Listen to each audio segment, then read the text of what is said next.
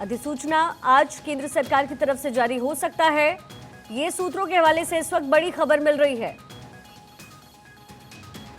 CA पर लगातार मंथन चल रहा था। गृह मंत्री अमित शाह की तरफ से पहले ही साफ किया जा चुका है कि सीए लागू होगा और ऐसे में जो नोटिफिकेशन है वो आज ही केंद्र सरकार की तरफ से जारी किया जा सकता है। ये एक बड़ी जानकारी इस वक्त मिल रही है।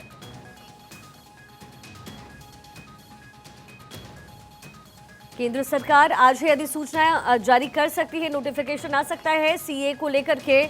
और सीए को लेकर के लगातार रस्साकशी का माहौल रहा है सरकार और विपक्ष की तरफ। और बड़ी जानकारी यही कि आज ही सीए की अधिसूचना गवर्नमेंट की तरफ से जारी हो सकती है।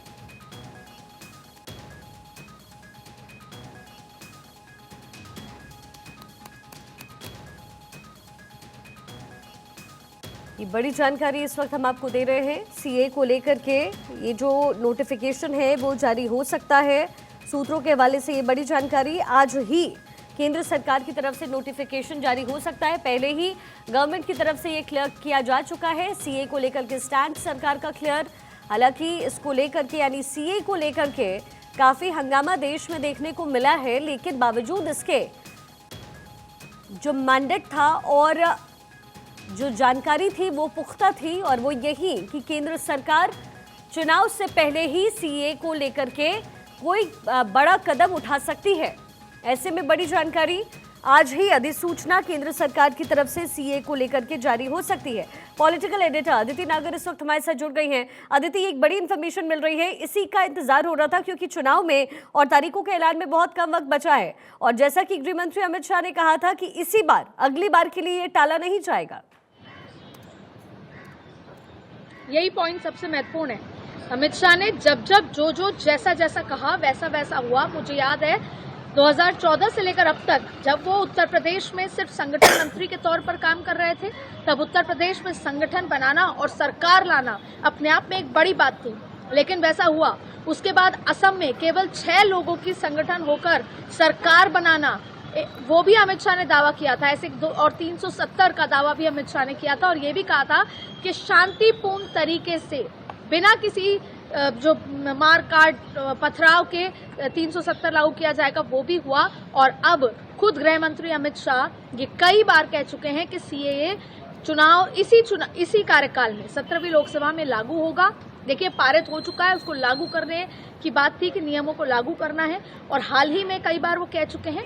तो ये माना जा रहा है कि आज अधिसूचना जारी की जा सकती है। देखिए, अमित शाह ने एक और खास बात कही थी। अच्छा, इसको राजनीतिक लिहाज से भी समझ लेंगे, लेकिन अमित शाह ने एक खास बात ये कही थी शिखा, कि इसमें हम किसी को बाहर नहीं कर रहे, लेकिन वो लोग जो लंबे समय से अस्थायी तरीके से यहाँ रह रहे हैं, खास तौर पे वो माइनॉरिटीज, चाहे फिर वो अफगानिस्तान हो, पाकिस्तान हो, जो नेबरिंग कंट्रीज के माइनॉरिटीज यानी जैन, बौद्ध, हिंदू, उन लोगों को हम मान्यता देंगे।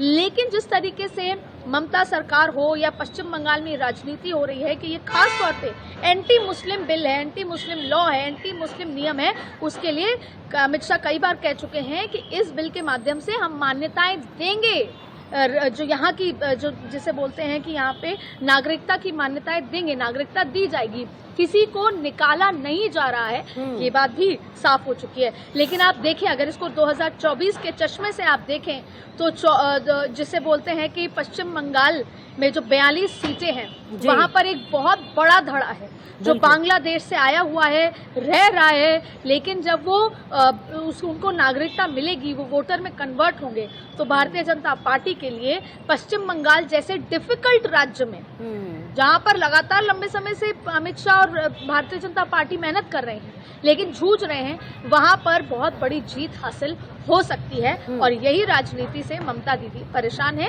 और आप देखिए, 15 या 16 तारीख के आसपास आचार संहिता लागू होगी।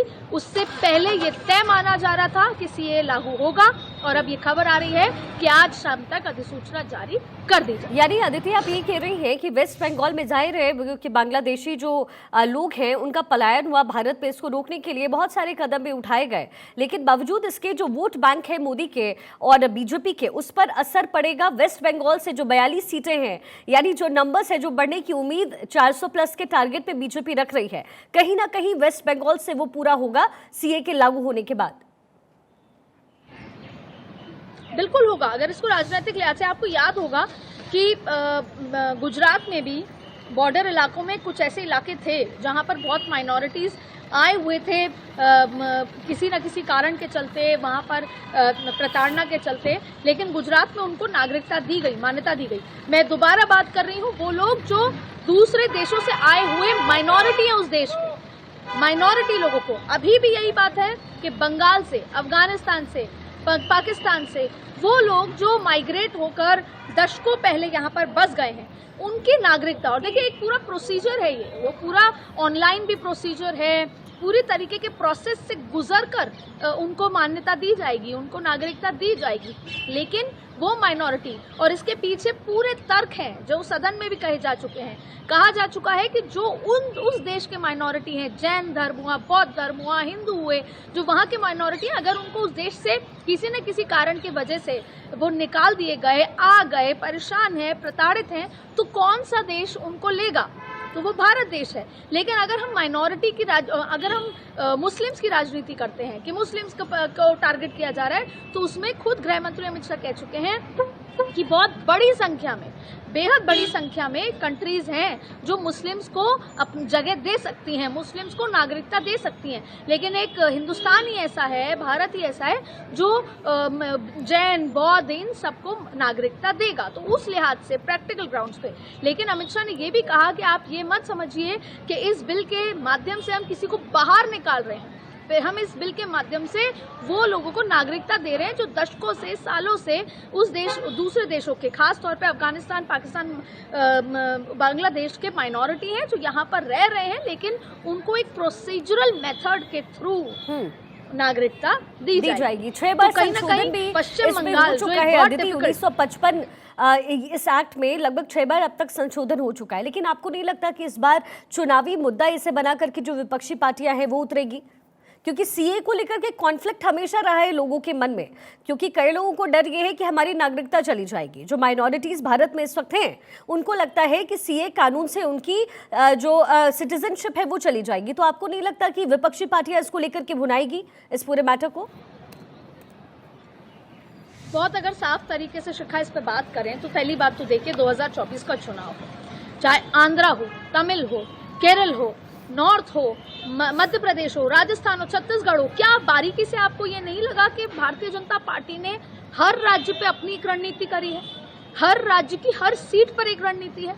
आज आप देखिए राजस्थान में राहुल कस्वा की ज्वाइनिंग कांग्रेस में होती है, उससे पहले भारतीय जनता पार्टी 2 दिन पहले बहुत बड़ी संख्या में जाटों को ज्वाइन कराती है, जबकि राजस्थान में हाल ही में चुनाव जीता गया है, वहां पर 25 सीटें जीतना भारतीय जनता पार्टी के लिए बिल्कुल डिफिकल्ट नहीं है, बल्कि वहां का ये परसेप्शन है कि 25 की 25 सीटें जीती जाएंगी। लेकिन फिर भी हर एक सीट में जहां भी 19-20 लग रहा है, भारतीय जनता पार्टी की सीट वाइज स्ट्रैटेजी अलग है। अब बात करते हैं जो आपने कहा माहौल, विपक्ष इसको माहौल बनाएगा। पहली बात है कि कहीं ना कहीं राष्ट्रवाद का मुद्दा, कहीं ना कहीं भारतीय जनता पार्टी, नरेंद्र मोदी ने सबका साथ सबका विकास, ट्रिपल तलाक, और महिलाओं को जो छूट की बात होती है, महिलाओं को जो ताकत देने की बात होती है, उसमें चाहे वो मुस्लिम किसी भी समाज से, किसी भी धर्म से, महिलाओं को ताकत दी जा रही है, ये सब किया जा रहा है। खुद प्रधानमंत्री मोदी ने मंदिर बना दिया अरबिक कंट्री में, इस्लामिक कंट्री में, इसके अलावा वो मॉस्क चले जाते हैं। उसके बावजूद भी देश की राजनीति माइनॉरिटी वर्सेस मेजॉरिटी रहती आई है, 2024 में भी रहेगी। विपक्ष के पास कोई मुद्दा ना होने के चलते वो कहीं ना कहीं हिंदू वर्सेस मुस्लिम्स को पोलराइज करेंगे, तभी चुनाव जीता जा सकता है। पश्चिम बंगाल तभी चुनाव जीता जा सकता है, बिहार, ऐसे कई राज्य हैं जहां पर चुनाव इसी आधार पर जीता जा सकता है। पहले विपक्ष ओबीसी के आरक्षण की बात करती थी तो उसको धराशायी कर दिया, अब ओबीसी वाला मुद्दा ही नहीं रहा, तो अंततः जब राम मंदिर का मुद्दा आया, तमाम मुद्दे आए, तो घूम फिर कर मुद्दा माइनॉरिटी को इस तरह से ये भ्रम फैलाने वाली बात है या टेक्निकल ग्राउंड्स पर गुमराह करने वाली बात है कि आप लोगों की यहाँ पे सदस्यता रद्द होगी, मान्यता रद्द होगी, नागरिकता रद्द होगी और आपको बाहर भेजा जाएगा। लेकिन सवाल यहाँ पर कुछ और है। यही वजह है कि गृह मंत्री अमित शाह, और देखिए अंततः अगर राजनीतिक चश्मे से देखा जाए तो चुनाव हमेशा से धर्म के आधार पर, जाति के आधार पर होते आए हैं, वोट उस पर पड़ते आए हैं। तो क्योंकि विपक्ष के पास कोई और एजेंडा नहीं है तो इसी एजेंडे पे इस बार भी आगे बढ़ा जाएगा। इसीलिए कहा जाता है कि बहुत सारे राज्य भारतीय जनता पार्टी के लिए डिफ़िकल्ट हैं, जैसे साउथ का भी कहते हैं, केरल में क्योंकि मुस्लिम बाहुल्य ज़्यादा है। इससे पहली बार भारतीय जनता पार्टी ने केरल में एक मुस्लिम चेहरे को उतारा है चुनाव में। तो भारतीय जनता पार्टी अपनी अलग लेवल की स्ट्रैटेजी पे चल रही है, ना सिर्फ राज्यवार बल्कि सीटवार। जी, तो ये नोटिफिकेशन अगर आज आधी रात को जारी होता है, यानी 10 बजे रात को ये जानकारी मिल रही है अदिति, रात के 10 बजे नोटिफिकेशन जारी होगा, उसके बाद इसे लागू करने के लिए क्या कुछ पॉइंट्स होंगे जो सरकार फॉलो करने वाली है, यानी ये पूरा पैटर्न कैसे चलेगा? देखिए, क्योंकि इसको 6 बार कमिटीज़ में भेजा जा चुका है, इसको और आसान भी किया जा चुका है, इस पर सहमति बनाने में अलग अलग, इसीलिए शायद इतना लंबा समय लगा। लेकिन देखिए, इसका एक इंटरनेट, सबसे पहले तो ऑनलाइन प्रोसीजर और इसकी बहुत सारी बारीकियां हैं, लेकिन इसको और आसान बनाते हुए ऑनलाइन आपको 4-5 कॉलम्स भरने हैं, फॉर्म भरना है, जिसमें आप सबसे पहले अपना नाम, पता, अस्थायी पता, स्थायी पता और आपके पास क्या आपकी आइडेंटिफिकेशन है, कारण कि आप क्यों माइग्रेट हुए, वजह क्या थी, उस सारी जानकारी को लेने के बाद जो आपके एग्जिस्टिंग आइडेंटिफिकेशन है, या आपके पास पासपोर्ट है, नहीं था, कब आए थे, कितने साल है, आपकी अभी फ़िलहाल आप क्या काम कर रहे हैं, आपके परिवार में कितने लोग हैं, ये तमाम तरीके की बात, आप कहाँ से माइग्रेट हुए, आप अगर जिस देश से आए हैं उसके बाद आप भारत में कहाँ रह चुके हैं, कहाँ काम कर चुके हैं, ये सारी जानकारी ली जाएगी और ये जानकारी पर्याप्त है। इसमें आपको कोई अपने फॉर्म नहीं भरने। फिर इसमें अगर कुछ ग्लिच मिलता है तो फर्दर प्रोसेस है, लेकिन जो सबसे पहला हेड ऑन प्रोसेस है वो आपको ऑनलाइन रजिस्ट्रेशन का है। उसमें आपको विस्तार से अपनी सारी जानकारी देनी होगी और उस जानकारी के बाद फर्दर फिल्टर किया जाएगा तमाम स्थिति को, और ये लंबे समय से काम भी चल रहा है, ये प्रोसेस भी चल रहा है और उसको और आसान बनाया गया है। और गृह मंत्री अमित शाह हो या गृह मंत्रालय का कोई भी अधिकारी से जब सीए की बात करते हैं तो वो यही कहते हैं कि सीए बहुत ही आसान, और जो वो लोग जो माइग्रेट होके आए उनके जीवन को आसान बनाने का काम है, ना कि इसको जिस तरीके के एंटी मुस्लिम हवा बना दिया गया है, ये वो नहीं है। हालांकि देश में 2024 का जैसा बड़ा चुनाव है उसके इर्द गिर्द राजनीति घूमेगी, तो सीए एक बड़ा मुद्दा इस चुनाव में रहेगा। जाहिर है।